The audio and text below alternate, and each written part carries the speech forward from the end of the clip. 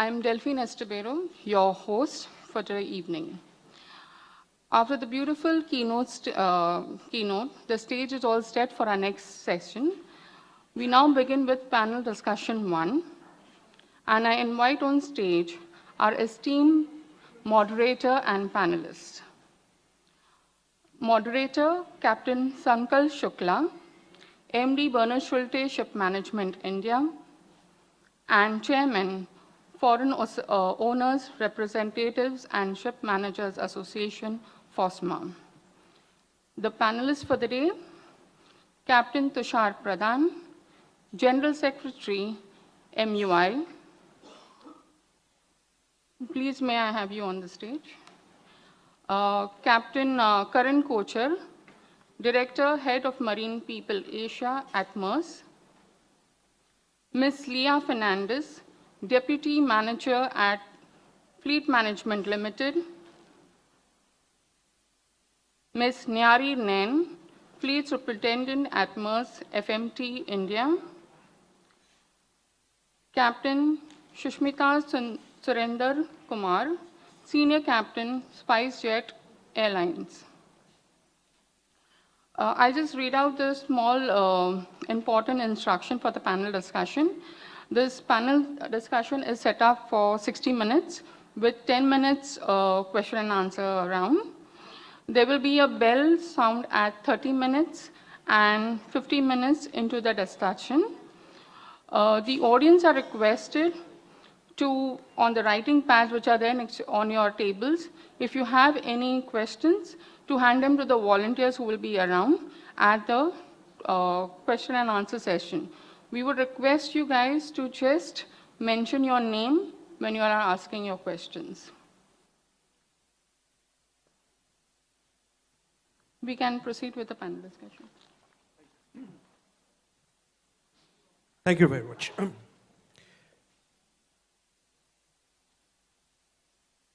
Good afternoon, everyone, and wish you all a very happy International Day for Women in Maritime. Let me start by thanking Marix to organize this conference, and it could not be at a better time where the world is pushing for gender equality in shipping.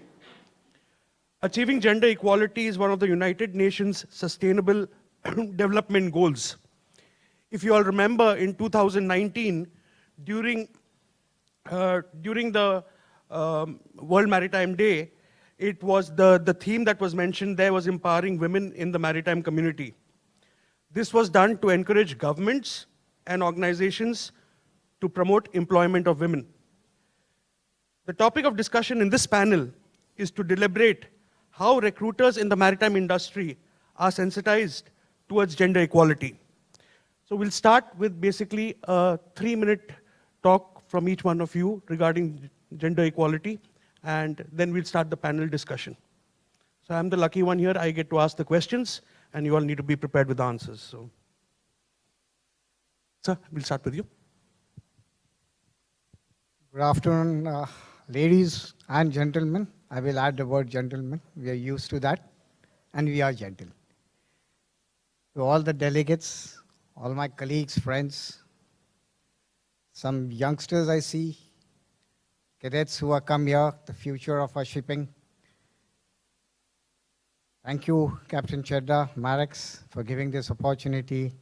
And lastly, if not the least, to Captain Shukla, who's always full of energy. He's always the lucky guy who gets to ask the questions.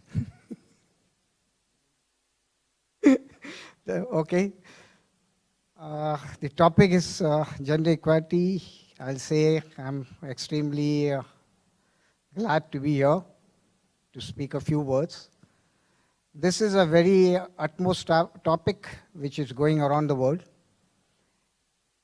We are all aiming for it, but how far have we reached is a big question. We have to have processes in place to have gender equality. The maritime industry is doing a lot, but we are still much far away. We need to do a lot more.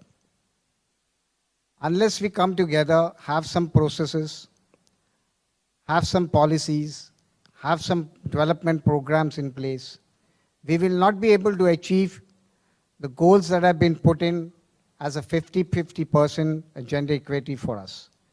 Yes, as Captain Shukla very rightly said, United Nations had mentioned that was their fifth goal, right? Yeah, sustainable development. And we are still very far off. We are just about close to 2%. A lot of progress has been done by this industry. In the last year, we have doubled up the number of women seafarers who have joined the maritime industry. We have to also look into the aspects why we are not able to inclusiveness into this industry for the women. Because we feel that there is a lot of stress which is going around, that no families want to let the woman come on board. The other industries, like we have the aeronautical industry, which always had the women with them. But we cannot compare them with the shipping industry. The women, once they join the sea, they are far away from their families. And that is the worrying factor, the main worrying factor for that. But that does not stop them. We already have master at the seafarer or she-farer, right? And many more are going to follow. We have a very good example from Shipping Corporation of India, where it wasn't a cargo ship, but it was a tanker, and not an easy vessel for everyone to handle, and it was all women. So hats off, and if they can do, I think every one of you can do it. It takes a little more of an effort from each one of us. We as a male-dominated industry, we have to come forward and get them on board. If we don't stretch our hand, it's not going to be easy. We also need to tap the resources. We have to offer them the financial support. There is a lot of things at stake for a person to become a seafarer. And if we don't find proper sponsors, we don't come and give sponsorships, I don't think we'll get those numbers. So before I wind up, I must say that this is a platform we are getting thanks to Marex. And let us come together and see how best we can do to encourage women to come on board. Thank you very much. And I can hand over the mic back to Captain Shukla.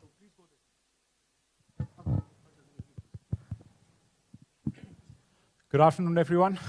Thank you, Marex, Captain Chadha, Captain Shukla, for having me here. This is a topic that is obviously, some of you may know, it's very close to my heart, and I'm very passionate about this. First of all, it's a pleasure, honor to be here next to the lovely ladies to my left. And I think they are the main protagonists of this journey, and us over here, we are the supporting actors in this journey. Firstly, I think I really like the choice of the topic of the event. It's how to scale up the pace of change. So that is acknowledging, firstly, that we are already seeing a change. And if we go back, 10 years or 20 years ago, where the conversation, maybe up till even 5 years ago, was about why do we need diversity or gender diversity in our industry. And now we have moved on to how to scale up the change, the pace of change. So that is acknowledging that, events like this, where we are talking about it, and a lot of other initiatives by associations, industry bodies, organizations, is really moving in the right direction. So I think that's a great starting point, and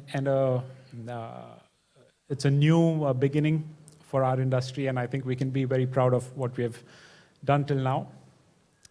That being said, even Captain Pradhan mentioned there has been a huge change or increase in the number of women seafarers in the past 5 years. I think BIMCO said there's been a 45% increase in the last 6 years. It was a 2021 report.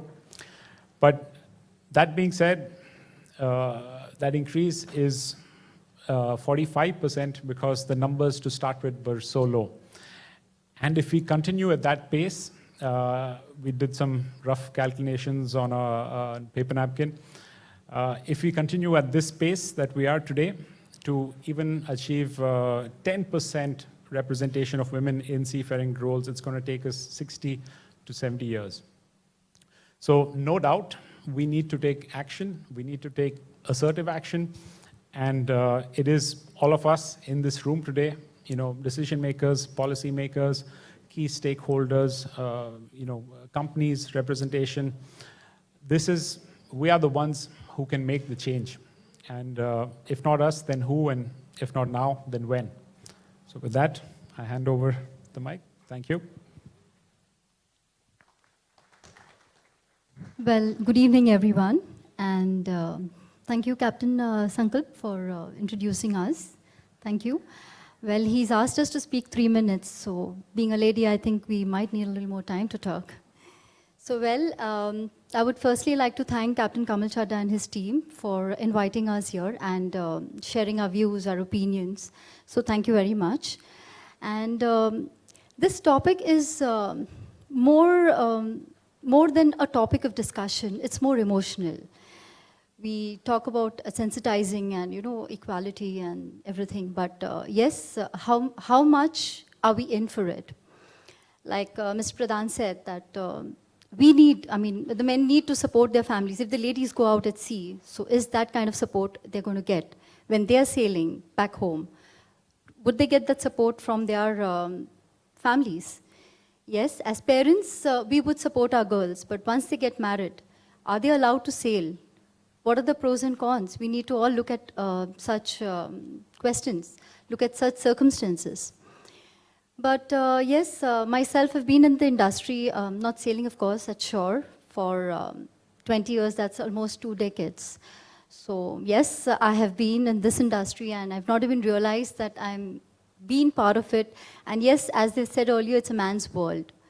But I think a lot of ladies have created a niche for themselves here. And I think few of them are sitting out here and feels at most honored to be sharing the space. Well, talking about job opportunities, I think we have come a long way. I mean, back then, 20 years back, what I had joined, and the kind of, the percentage that had come at sea, and comparative now. So I feel there is a lot of awareness that has been created. There's media, they're doing their jobs. I think we also as companies should do our jobs, which we are doing. Besides that, there is technology also that has been a big boom for the number of years that has been put in. There is a lot of changes from what I have seen in the past compared to now is the mindset. Very important. It's not just the mindset of the ladies going at sea, but also the acceptance of the men accepting that, yes, the woman is going to come on board and handle her responsibilities. It also gives an immense joy and acceptance right now is because we know that our ladies are prepared to shoulder these responsibilities equivalent to the masters and the chief engineers who are sailing on board. And nevertheless, I feel that they should also see a career ashore, that there are many companies waiting. So whilst they are making fast money, going on ship, sailing, seeing the world, there's a lot of job opportunities even once they plan to quit sailing. That's what I look at it that way. So. Thank you so much. Good evening, everyone. And thank you, Merix. Thank you, Captain Chadha. Thank you, Captain Pradhan, for giving me this opportunity. And this brings me an immense pleasure that this step here itself, recognizing women after International Women's Day, which was just a couple of months ago, this is a beautiful step. This itself shows that how we are progressing, how our mindsets are changing these days. So me being from aviation, having flown for over 15 years now, I have seen a lot of changes from the time I stepped into aviation, and I see that maritime industry is not far behind. So until last year, we were at 12.9% female pilots in India, which has gone up as of this month to 15%, which is quite a jump. And we are leading worldwide. The highest number of female pilots are there in India. And if you compare it with the US, it's just 5%. So, especially the company that I'm working for has the, thank you, has the maximum number of female pilots, which is now being overtaken by the Tata Group because the four companies have merged together. So definitely they'll be above us. But you should see the kind of steps they are inculcating to facilitate women, because it's definitely not easy. Not just our mindset, but from a very young age as children, we are taught that women are meant to take care of the family, they're more caring, and men are entitled to jobs such as being an engineer or any leadership job. So even when it surprises me that I'm in the cockpit and there's a kid after landing comes to me and says that, oh, that's a female who's flying the aircraft. So are females allowed to fly? Can they be pilots? So, this is still surprising that even in this era that people have this mindset. So I think events like this, they really broaden your horizon and your mindset. And this, I think, times are changing now. Once you've donned your uniform, nobody really sees you as a male or female. I am seen as a pilot. I'm not seen as a lady pilot. So I see that happening in Maritime Institute as well. Thank you. Thank you so much. Thank you so much.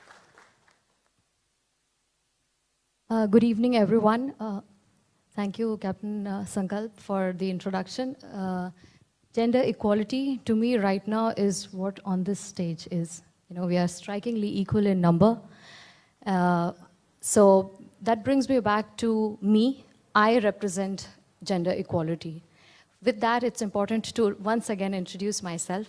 I started sailing in 2013. My name is Nyari Nan. I started sailing in 2013 when it was officially allowed to say that, sorry, we do not hire women. And then it's 9 years down the line that today it's against the law. You're not supposed to use that anymore. It's a part of sustainable development goal. So yes, that's very much how to scale up the pace of change that's required right now. So apart from this, I am also an author. The book was published by HarperCollins India. I have been a TEDx speaker. I was featured in the Friday magazine, Dubai. My book was internationally acclaimed in the Sharjah Book Fair. But apart from all of this, I'm still a woman seafarer out here. I still represent that 2.3% of the world population. And that's not fair, We need to change. And if not now, then when? Thank you so much. Thank you. Come on, you all can clap louder than that. Thank you. So we can start with the question and answer. Captain Sushmita, I'll start with you because we know the shipping industry, how it works. We need to understand how does it work in the airline industry and how is it that the recruiters in the airline industry are sensitized to, recruit women pilots. So can you give us a slight insight as to how it works in the aviation industry? Thank you, sir. I'd come prepared. I'd made a few keynotes because I knew I was expecting something like this. So a lot of steps have been taken by the aviation industry, and I would really, I'm proud of it. I think just before the pandemic, at least I know about my company, they'd hired around 40 female pilots on Women's Day. That was a huge step because 40 is quite a number. So after that, if you look at some other airlines, for example, Indigo, they are hiring only women cabin crew. Although the reason is different because they're lighter in weight, so you can carry more cargo. But whatever the reason may be, at least they are encouraging more women. So a lot of steps are taken, a lot of studies have gone in place before they could come up with steps like this. For example, recruitment and retention. The idea is not to just recruit. You also need, for them to retain in the company and help the company grow. So for that, you have to have special recruitment campaigns, like especially on the Women's Day, for example, or something like this, which is really inspiring. Then education and awareness, unless and until you educate people, that's not going to happen. People are not going to know that, oh, that women can also fly, and they can also be a captain, and they can be in command of the big machine or the vessel in this case. And then the support network. When you've hired people, you need a leader for them. So of late, I think about 2 years ago, we have this position in our company called the single point of contact for all the female pilots. Like that we have for flight attendants, and like that for the subsequent positions. So wherein whoever has an issue, they can just contact this particular person and have it resolved in whatever manner they can, unless it needs to be escalated. Then policies and practices, for example, using gender neutral language. So earlier it used to be he and she because there were obviously very less female pilots. Now it's the pilot in command. So they didn't have to change it from he to she. It's just the pilot in command. So that's a good change. It's a positive change because like how you have DG shipping, we have DG civil aviation. So in that we have the civil aviation requirement, and that this change has been brought into. And the flexible work arrangement, for example, we call it as lifestyle pattern because obviously for females returning from their maternity leave, maternity term, they cannot be available to go on a layover pattern for 5 days, which in this case, you're out for months. So there should be some provision wherein they can still be with the company and they can still, work. They should not have to be sit at home. So provisions are made, lifestyle pattern for us, it's 2 weeks on and 2 weeks off. So stuff like that, I'm sure Maritime Institute industry is also working on it, or I think it's already implemented those rules. So that, and I think the continuous improvement and measurement, that is, you keep taking feedback, you keep doing research as in how to facilitate. And the most important, I think, is POSH. Because, see, as an airline pilot, I am probably sitting in a small, confined cockpit where I could be the only female, but then there are probably just 4 pilots. And if, luckily for me, I'm a captain, so I get to boss around. But if it's a junior co-pilot, they're, as it is, they're quiet and they're scared that, the captain is 60 years old and, he's big and this is a tiny little timid first officer. So I think for a women seafarer, you are on the vessel for not just days, for months together. So there has to be some policies in place. So POSH is I think, legal requirement by the government. So if all these policies are taken into consideration and you keep going for the feedback and keep improvising, I think, and like I said previously, you just need to be professional. Once you're in uniform, forget about the gender because you are the rank that you're holding. And I would just like to add one last thing to it, that the knowledgeable people in our industry are well aware that female pilots have been unquestionably equal in skill levels with their male counterparts. In fact, some studies have also shown that female pilots are generally less risk takers. Therefore, arguably, they are safer compared to male pilots. So. Oh, thank you for that. Then I'll have to check next time.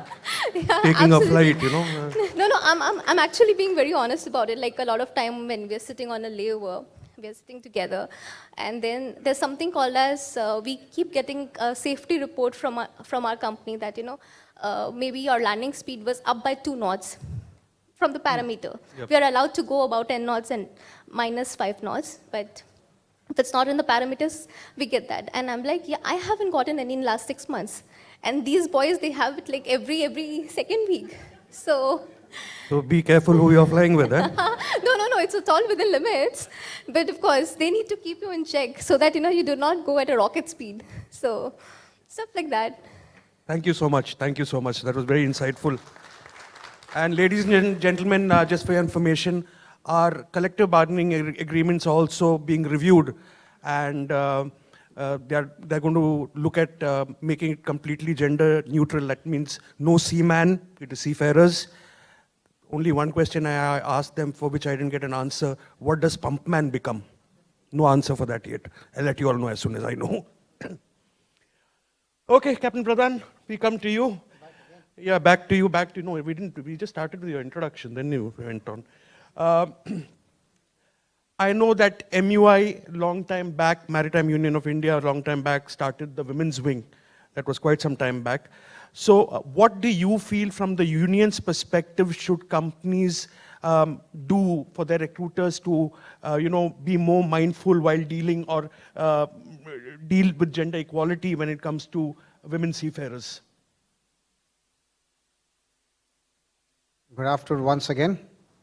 After a lovely insight of the airlines industry, and very truthfully said by Captain Susmita. I do also agree that I do feel safe. Initially, I used to be a little skeptical when I used to always have a pip in the cockpit before I go to the seat and see a lady pilot out there. But I found that the safe landings have been much better with the lady pilots than with the male pilots. Yeah, if you remember that flight that we took, the BA flight that we Yeah. took to London, Correct. which had that hard stop, all the pilots were men, if you Correct. remember that. Yeah. So I do not know, because the men are rough, that's why probably they like to have a rough landing. But really I don't understand how the lady pilots are doing it. They are really skilled, and I'm really happy for that. Now coming back to MUI, well, MUI has been the first organization which started looking into the women's wing. And as you had seen the screen earlier, Mrs. Salia Sheikh, she is the president of the women's wing for the MUI, and she was the first founder member of this women's wing for us. It's been some time now, over 5 years, and we have been progressing. There have been placed a lot of programs, educational, career development. We have met a lot of industry people, and we've tried to see means of increasing the recruitment. Firstly, what I feel that there should be an unbiased recruitment, and it should not be that, gender basis. It shouldn't be that you're doing favors to the seafarer, the woman. They have to be given their rights, and it has to be on their skills also. Well, skills can be developed. We have to see the potential, and we have to give them this opportunity to come on board. I still remember when I joined first as a career, I was a raw person, a raw boy. I didn't know anything. But then few slaps here and there made me stand on my feet. Well, we can't do that today. But this is how it is. It is, you have to be a little street smart to survive. And even now, I will say that I have sailed on a passenger vessel. I was a master there. I had 160 women under my belt. But I found they were all professionals. The thing that I have actually analyzed is, the more the numbers, the safer they are. So my message to the maritime industry and to the companies is, when you are placing women on board, ensure there are at least 3 women at a time. So then they form as a group, they feel more secured. Usually, what I've noticed is, I also had one ETO on a cargo vessel. Men are judgmental. We are reluctant to accept a co-worker as a female. We want them to be a friend. We want them to be one of the family members accompanying their husbands. But if she is a co-worker, we are a little bit, restless. I do not know for what reasons. Women have to prove themselves that they are good enough to be accepted. And that is one of the reasons that they are reluctant to take the promotions. Because they feel if something goes wrong, the whole blame will be put on them. Not that the men don't do anything wrong. We do 1,000 mistakes on board. But then we overcome them. But here it is a judgmental thing. So when the women start having this sort of a feeling, then you're not going to have them coming forward to take more promotions, going to encourage their friends, their sisters, their daughters to come on board. So this is what I will say as far as the recruitment is concerned. If there are any further questions, I will answer them in a different other manner. Thank you very much, Captain Shukla. So basically what you're saying is that, which I've also heard from a lot of women seafarers, if you think that you're doing them a favor by, not asking the right questions or saying that, okay, in your interview, I wouldn't be so tough on you, they feel insulted because they're professionals, number one. On the other side, they also don't want that you, just because it's a woman seafarer that is there, you go overboard and you start asking more and more questions. It's all about equality, a level playing field. That's what women seafarers want. Thank you. That is true. Thank you. Thank you so much. Ms. Leah, I put you on the spot over here. You've got more than 2 decades experience ashore, dealing with various types of seafarers. What is your experience in the recent past? How is it that we have managed, our recruiters have managed to, encourage more women seafarers to join sea? Or what are your thoughts on that? Well, as I said it earlier, that of course, with the 2 decades that I've given, the number of lady seafarers have now increased. And I would say a thumbs up to that, because I think it's the awareness that has been largely created. And moreover, a lady sailing needs to share her experience with the gen now, so that they know what's happening. They know what's happening at sea. Because life out here, sitting, it looks okay. They are sailing. Everything is well. But it's very important to know the pros and cons when you are there on board. How is it taken forward? And back out here, we are there to give them that kind of support. Because as Mr. Pradhan also said, mistakes everyone has made. Even I must have made so many of mistakes. But if there's no hand-holding, then how do we go forward? So if we are willing to teach and bring them, then I'm sure that they will put their foot forward and give their best. I mean, it's not about demeaning anybody ki, okay, I don't think she'll be able to do this cargo calculation, or I don't think she will be able to turn the steering, or whatsoever, anchor nahi dal paegi, or something like that. No. Technology has come a long way. And as human tendency, we need to support each other, be it a male or be it a female. I don't see being gender biased even in that, on that stage, because even a boy can make a mistake. It's not because she's a girl she's going to make mistakes. No. Probably will be better in calculations. So I somehow feel that, yes, we have come a long way. The mindset has completely changed over the years. People are more open to acceptance. The men are willing to accept, what do you say, listen to the person. Okay, yes, we go this way, we go that way. So it's all about the mindset that has changed over the years, sir. Yeah, also, do you think nowadays there are a lot of these policies that have come out in place in all the organizations dictated by the, political climate, dictated by the international regulations? Do you think that is, these are favoring the females to take up sea as a career? Well, I wouldn't say favoring, but yes, we're being protective. So, like my company or many companies, they have a cell. Like we have a department which is called Fleet Care.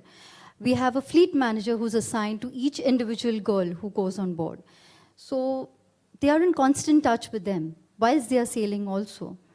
So it's company made policy to protect the women seafarers. And not only that, it's not only for the women, it's even for the men sailors. So it's the Fleet Care department. Then we are even, accessibility is something that I feel is very important, because they leave their family back and they're going sailing. So it's we who are family to them. That's very nice, very nice. Now, Ms. Nyari, it's your turn. You're a superintendent, you're a seafarer.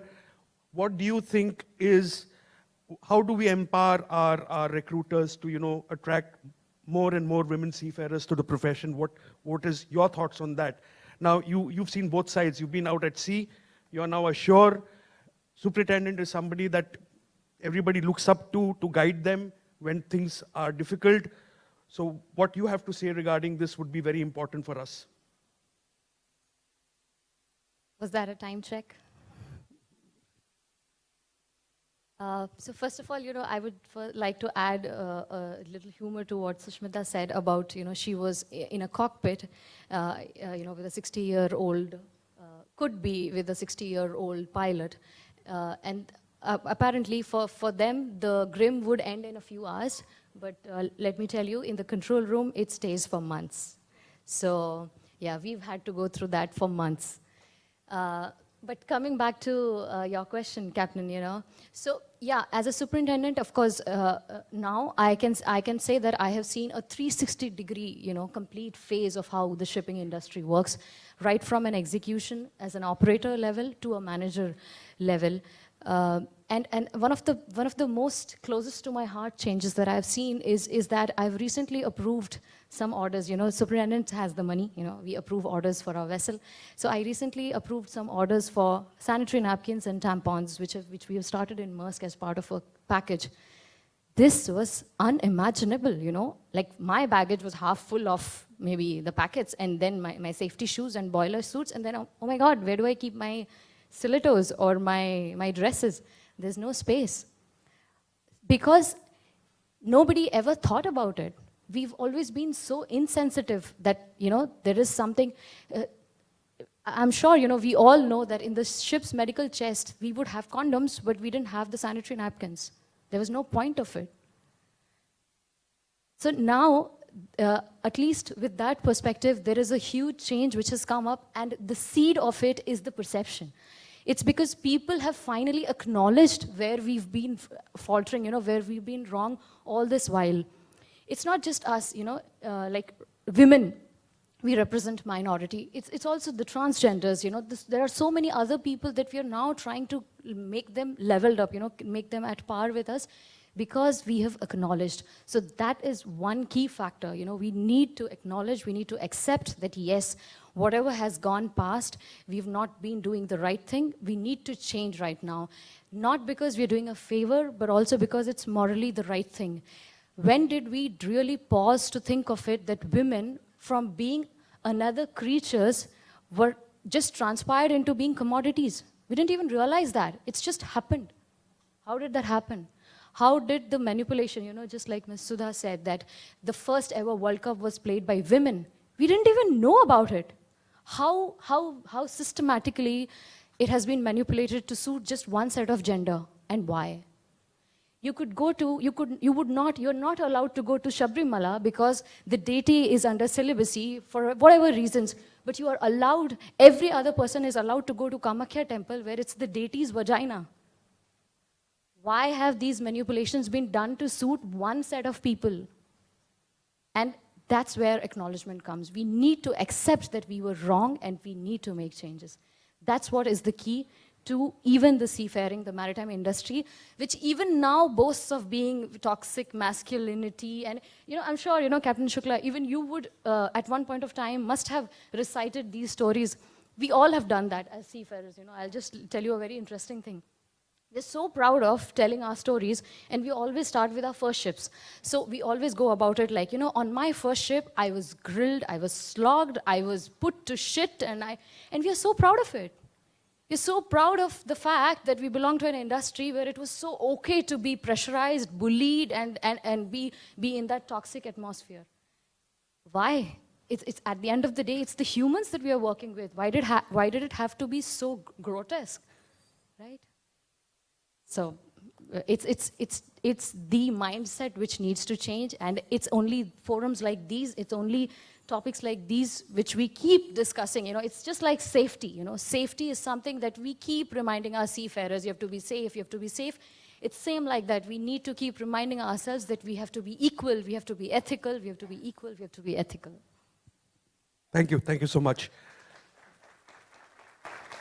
Karan, before we go to the audience for questions and answers, I'm being very specific in the question that I'm asking you. As you know that the Director General of Shipping has taken out that circular which talks about gender sensitization, and the training is going to be compulsory in the pre-sea and post-sea courses for everybody. How do you see that progressing? Do you think that would make a change? Thanks for finally coming to me. I have a few comments on some of the things that were said, if I may.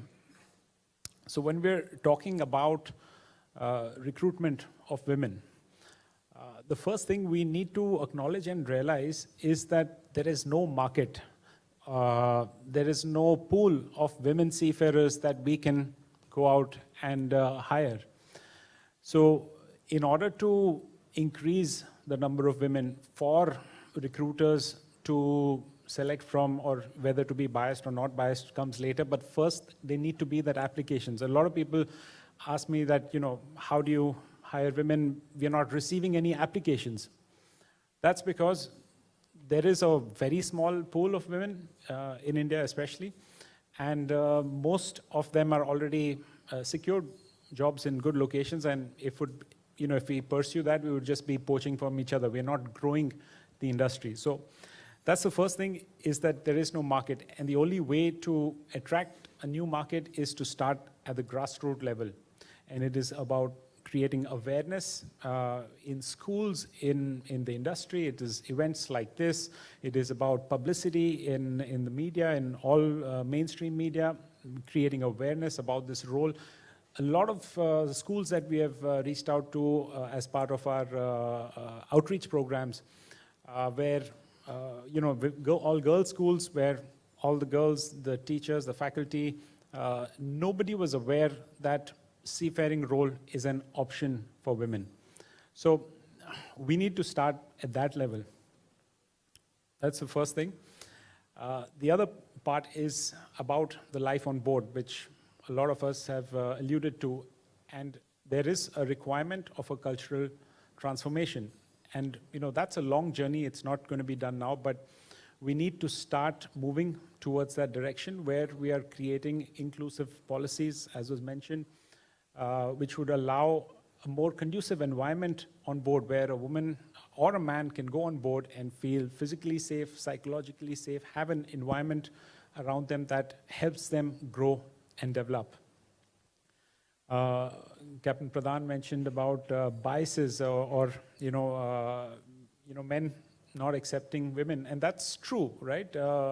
We are all of us over here, we have unconscious bias. Whether we like it or acknowledge it or not, we have some amount of unconscious bias. And that is because naturally we are tuned to accepting what we're used to. And because we are only used to having women or having men in our industry, that is the natural thing that we are more tuned to. So we need to first acknowledge that we have a bias and then go about to address it. I'm coming to your question. And that bias is also, something as simple as gender bias training can go a long way to help us identify what are the biases that we have. It's not just about gender, but it could be about, people's appearances, their orientation, which region of the country they come from. There could be a lot of biases that we all have amongst us. I think the gender sensitization program that is being rolled out by the DG, I think that is a fabulous first step towards creating this cultural transformation, because the start of a cadet's journey, typically a pre-sea entry, is in the training institute, and that's also has the same issues that we have on board or in our industry. It is male-dominated. It is, everything has always been and designed for just men. So I think this is a fantastic first step that will help create the mindset. I think we need to go one step further in the MTIs, because it's not just the students who have this unconscious bias, it's also the faculty, the staff, it is also us in the offices. So I would say that DG Shipping should probably make it mandatory for gender sensitization training, not just for pre-C cadets, but post-C, for faculty and for RPS companies. Point taken. We'll speak to DG regarding that. Thank you very much. Thank you. So we open the floor now for question and answers. Maximum 10 minutes. So any questions to any of the panelists? Not me, I'm the moderator. I only ask questions. I don't know any answers.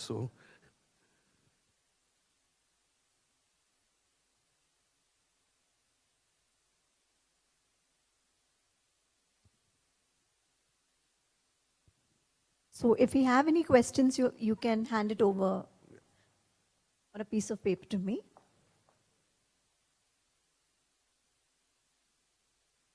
Okay, we request you to keep it as short and crisp as possible, please. Okay.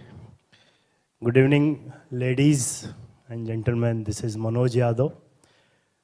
I'm from Forward Siemens Union of India. I really love to hear lots of things and lots of struggle what the beautiful ladies are sitting on the dais says. My question is that we all knew the gender equality report, global gender equality report, GAP 2022. We say India stand at 135th position out of 146. So my belief is that discrimination, gender equality start from the child baby or the baby child. It's not going to change over within a sort of time. Another report, if I can quote, which says that woman is not away due to the poor education system or not getting the education system, but because of the discrimination. There are lots of things which I can quote. My question is that it is not started from day one. The male dominating industry is not only shipping, it is our country. If you all remember, there are lots of things I can quote, like Tulsi Das ka doha, that we all know that how that tadan ke adhikari, that nari. I can explain on that. Then in this condition, how you think, being a 135th position, we are going to overcome in our industry from 0.6% to up to 1.2% or 1.5% in future?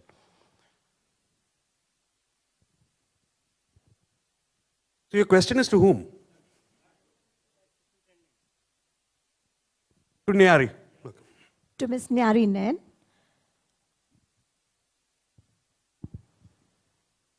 Thank you for that question, but I would also like to give some figures back, to this question that's full of figures. So, I don't know if anybody here knows that the first female marine engineer of the world, Victoria Drummond, was from Britain. She started sailing in 1920 and sailed for 49 times including during World War II, when one of the Panamanian ships were attacked by the German aircraft. She actually saved people on that ship. You know what society told her at that point of time? Oh, you're a woman, you're not supposed to be this, you're supposed to look good, you're supposed to smile and all of that. 100 years later, you know what the society told me? Same. Exactly the same thing. 100 years later also, in fact, maybe 20 years down the line, or maybe my grandchildren will also be, if she's a girl, some sector of the society will still tell her the same thing. You are a woman and you're supposed to look like this. The first cabinet of independent India also had a woman, Rajkumari Amrit Kaur, She was heading Ministry of Health, and in fact, AIMS that we have in the country is one of her foundations. 75 years later, which is the highest of an era, we have 11 and only 2 of them head ministries. That's like 1 in 38 years, like 75 years, 2, so 1 in 38 years. Seriously? The problem is society. The problem is us. It's only us, and like you rightly said, that it starts from the ground level. It starts from where the child is born. I was a third daughter of a family after twin daughters. My parents absolutely went berserk, They were crying and tears and whatnot. Like, we have a third daughter after twin daughters. And so the point is, it can only change when the society agrees to change. And the people who drive the society is administration and organizations, you know, companies like us in Maersk, in Anglo-Eastern Fleet, whatever. But the bigger change will only come, Captain, if next time we have people from companies who've still not started hiring women. They should be here. They should be answering this question. And then we'll be able to scale up maybe from 136 to at least 100.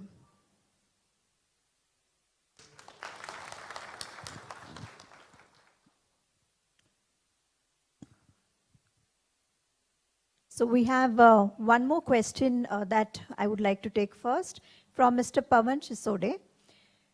Why most of the companies do not accept female candidates on board despite being completely capable and having completed their training?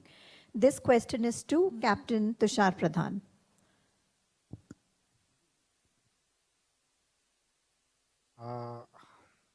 I'm not aware of which companies are actually refusing the women seafarers. There could be some reasons because their ships or their companies are still not prepared to accept them. If you look at it, being a male-dominated, the ships are designed for the male and not for the woman, unless these are the passenger vessels or cruise vessels.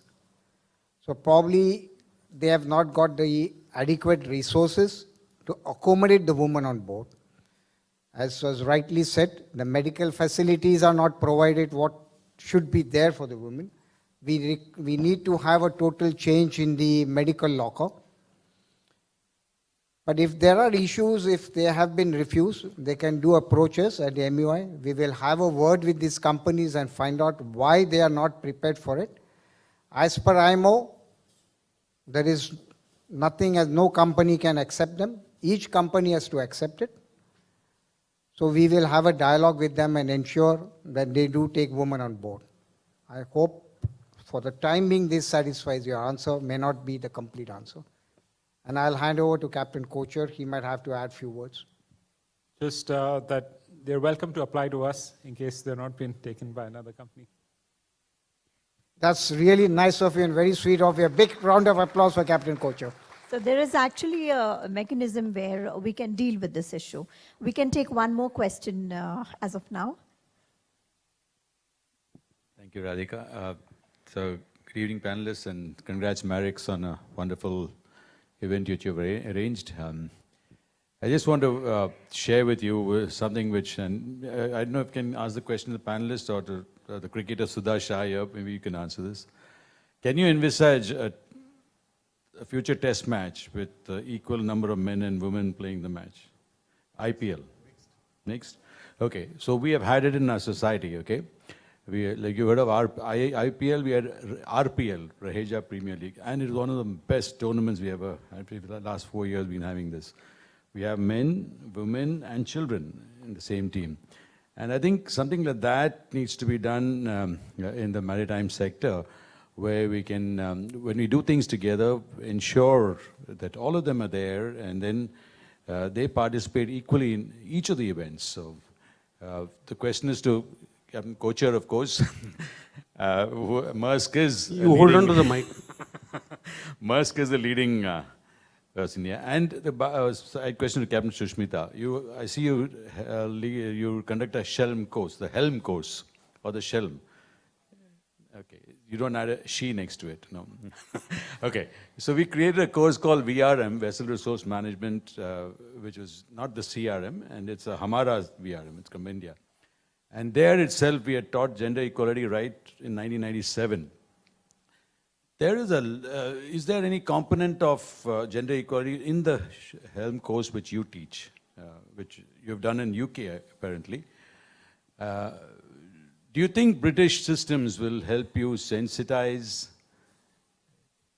her story from history? Or history is creating this whole bias? His story. So 2 questions. When you stood up, I was glad that question didn't come here and was going over there. But anyway, I'll try to answer that.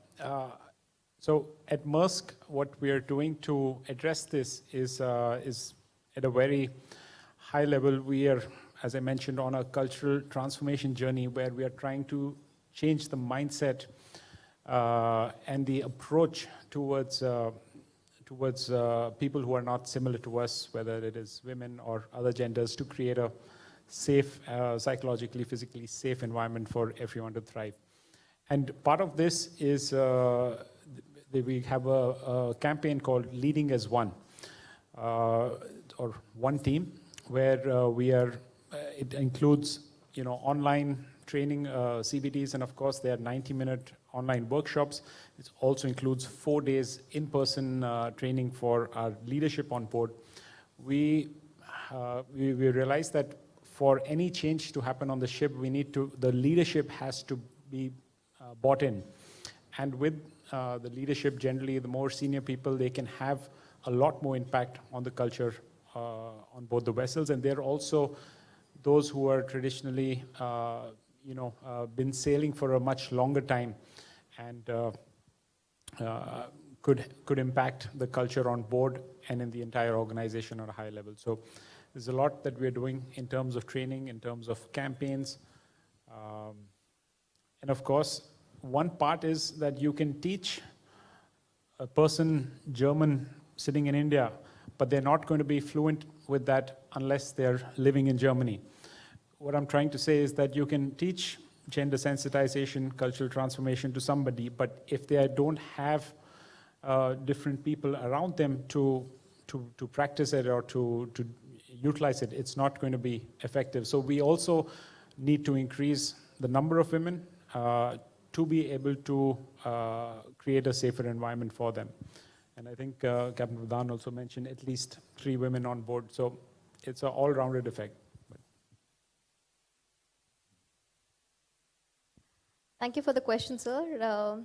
I'd done the help course. It was conducted by Oxford here at BIBI Ship Management. So that, and then followed by the ICAO, which is equivalent of IMO for our industry. And so fortunately for us, when it comes to CRM, our industry has progressed in such a manner now that we do not really see you as a he or she when you're in uniform. But still coming to that, I remember when I'll just give you a small example here. I was a new captain some 7 years ago, and tinier, I'm with child right now, so I've put on a few kilos. But back then I was, I think, barely 50 kgs, and I was taking both my bags, going on a layover. And this engineer who was there, and out of courtesy, he was like, "Ma'am, मैं उठा देता हूँ." I'm like 70 tons ka aircraft udane ja rahi hu. You really think I need help with my bags? So I think, I didn't take offense. Of course, he was just out of nature. He was being caring. But like I said, once you're in uniform, nobody really cares that whether you're a he or a she. But it's a very good point, sir. From here on, whenever I take any CRM classes, probably I would try to see if I can put in those points somewhere. But having said that, I do not really want to introduce any he or she in the course. As long as it's going good as a PIC or as a first officer or a co-pilot or a cadet, I think it's good if I do not introduce a he or she barrier in there, and let it just continue like that. Thank you. Let us now have 2 last questions, one by Captain Philip Matthew, followed by this gentleman here. Yeah, good evening, everybody, and congratulations for this wonderful session. I must congratulate each of you. Now, I just want to say that, of course, in the last HTW in IMO, they have come out with SASH, the sexual assault and sexual harassment, something which is going to be there in the syllabus, pre-C, as well as the higher competencies. Now, comes to my mind, a question is, women have come in Indian shipping for last 30 years. It is started in 1992-93 with Radhika Menon being the first radio officer who has been sailing. Of course, she's today in IMO, that's what I understand. But we have been talking over years and years of this, and now we are saying we are 1.45 or something like this. Now my question comes to my friend Captain Pradhan. We have been talking and talking and talking, but only talking. I have been myself to many, I congratulate Musk for their special stance, having a batch of 40 students. This is what is required. It is what is required by all companies who are training. But as MUI, or even now today the third organization for women, I don't see any organization for men, Vista, IWSF, International Women Seafarers Federation, and today Women in International Maritime Association Asia. What is required is more and more publicity, a blast. How can we attract women into shipping? My company is a very small company. We have gone to many places trying to get, we have just starting our institute from the 1st of June. But I have not been successful. Of course, maybe that because it's the first time. But we are looking for female candidates to join. Can MUI take the lead? This is my question. Can the new organization of women, WIMA, can they take the lead? Because you are the people who can give a non-biased opinion and bring the people to the fore. Unlike in 2000 or 2002 when SCI started, the first girls who came in like Suneha Gadpande and so many, I can name them because I was involved at that stage. Even today we are struggling. I cannot see an institute which has a batch strength of 10 people, 10 girls out of maybe 80. Why are we not moving out? We have to work towards that goal. If all of us with MUI taking the lead can do that, we can see a change going ahead. Thank you so much. Due respect, Captain Matthew, thanks for showing a lot of faith into MUI. Definitely, being at the helm at MUI, I will take every effort. And with all the industry support, we can look means of getting more women on board. As you said, it's not easy. And as I had mentioned earlier in my small talk, that we need sponsorship. And today's, if you go to see the recruitment, we'll have to go beyond the main cities. We'll have to go into tier 2, tier 3. We have recently sponsored some women candidates at TS Rahman. They were at the rating form. It doesn't matter, though we are the officers union, even if it is for the ratings, we had given the sponsorship. Captain Ashutosh Apankar, he had approached me and I said, I'm ready to sponsor. So that's not an issue. So if you all come together, we can chalk out a program. We'll have to go into villages. We'll have to go into different parts of the country. And then we'll have to have a campaign program and try to get them on board. We'll have to get their parents' confidence first. We'll have to do something to ensure that the cultural change takes place. The parents are willing to give, but it is the society which is governed who does not let them come and sail. So we'll have to go and do some programs for them. Also, if you recollect, Great Eastern went villages to villages to recruit cadets few years ago. And also they did some program on the TV. So we'll need to approach some of these prime TV shows, have a small program for our female cadets to be recruited. Money is involved, nothing comes free. And it isn't that we as an industry doesn't have that resources, but it is that we have to be willing to spend to what we are talking. Just by having seminars and these such events and then only giving talks is not going to work. So if we are ready to cooperate, I'm ready to take the lead. Thank you very much, Captain Matthew, for bringing this topic up. That's true. No feedback. We'll do that. If I can add, I think all the points you covered are exactly what are the things we need to do. Some of those things we are already doing and we are seeing really good results. And you know, the part about convincing parents, of course, we need to do that. But at the moment, I think there is a huge wave in our country of women who are coming out and taking up jobs which are traditionally been held by men. They want to be independent, financially independent. They want to support their parents. If you look at the Agniveer program for the armed forces, there are tens of thousands of women who have applied for the Navy, for the Indian Air Force, for the Army. So right now is the time. There's a lot of support from the government in all these areas. And I think right now is the time that, for us to get on top of it and lead the way. Thank you. Would like to just add, if you don't mind, a minute. We should also look at having the women placed into a smaller companies to medium-sized companies giving short voyages. Mostly the coastal voyages initially for them to feel comfortable, so they have shorter tenures. And when they're given these shorter tenures, a certain part of the leave period, they should be enrolled into the office work. So, they feel that they're still part with the company. And with this engagements, probably that confidence builds up and then slowly they can be moved into the major fleet. That's only my suggestion. It can differ. Thank you very much. Well, sir, I would like to add something to this, is that yes, we at Fleet also do something like this when the girl goes on board. Once she signs up, we don't just leave her back home to have a vacation. She's indulged in some kind of activities with our team out in the office. So that keeps her completely connected, not only when she's sailing, but even when she's back home. Thank you.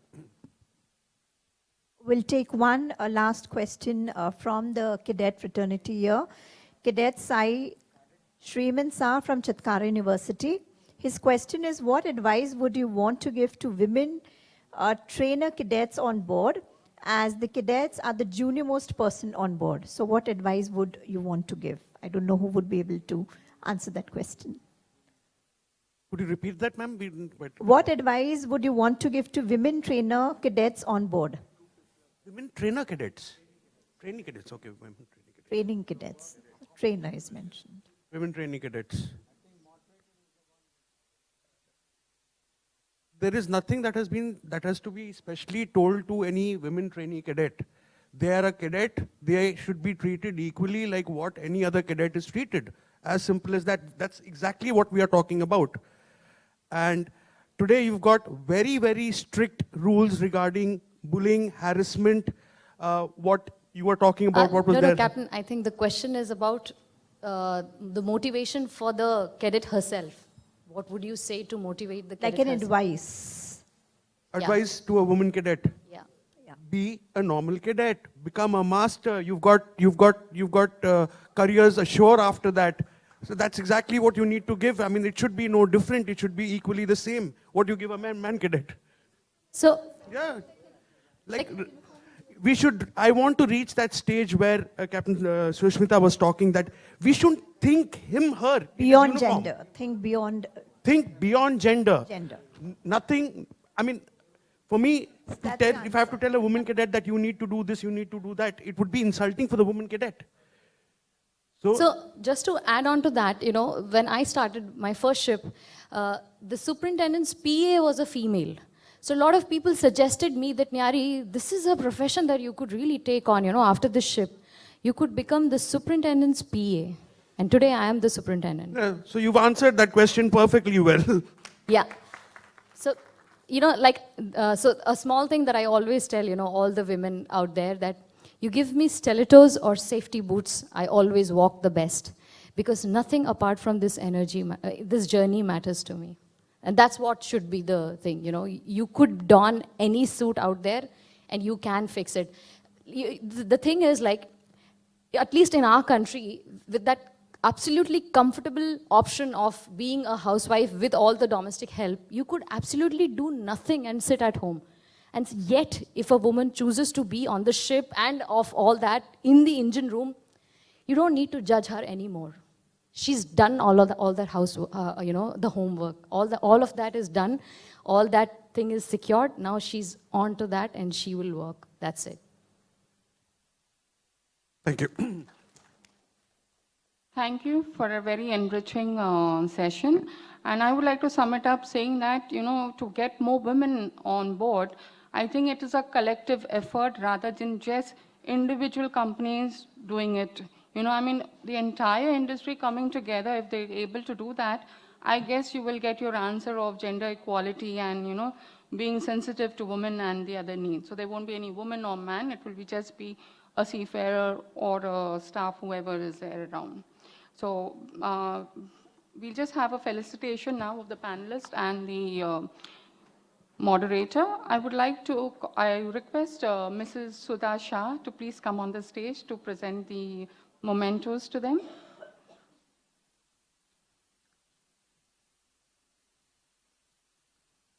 Captain Tushar Pradhan.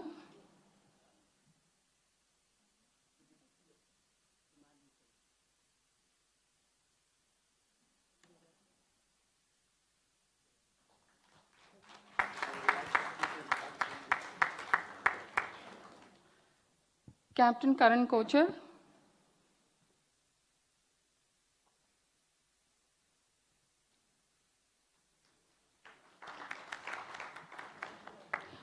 Ms. Leah Fernandez.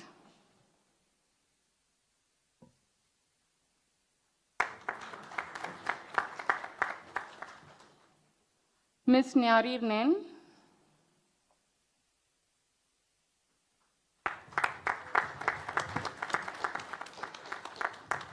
Captain Sushmita Sunandar Kumar.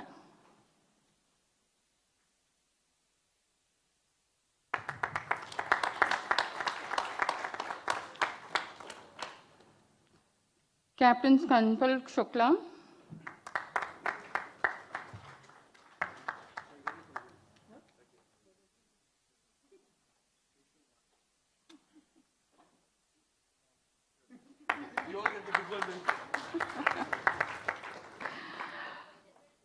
I request the panelists. Ma'am. I request the panelists to please stand for a group photograph.